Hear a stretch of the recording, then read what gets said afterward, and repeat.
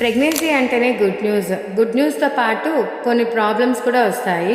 Most common complaint in first 3 months of pregnancy vomitings అన్నమాట. అంటే లేవగానే వికారం ఉండడం, దాన్ని మార్నింగ్ సిక్నెస్ అని కూడా అంటాము.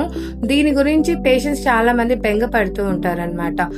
ఎందుకు ప్రెగ్నెన్సీలో వామిటింగ్స్ అనేది మొదటి 3 నెలల్లో డెవలప్ అవుతుంది అంటే, ప్రెగ్నెన్సీలో బీటా హెచ్సిజీ అనే హార్మోన్ ఉంటుందన్నమాట.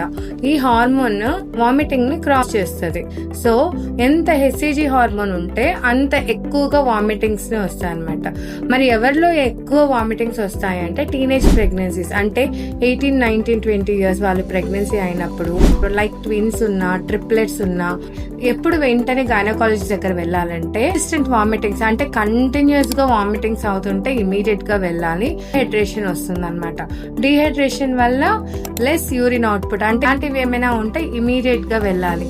మరి ఏం చేయాలి అంటే carbohydrate rich food like idli, bread, biscuit ఇలాంటివి ఫ్రీక్వెంట్ గా ఇవ్వాలి. అండ్ కంటిన్యూస్ గా వాటర్ కానీ, లెమనేడ్ కానీ, హనీ వాటర్ కానీ తాగిస్తూ ఉండాలి.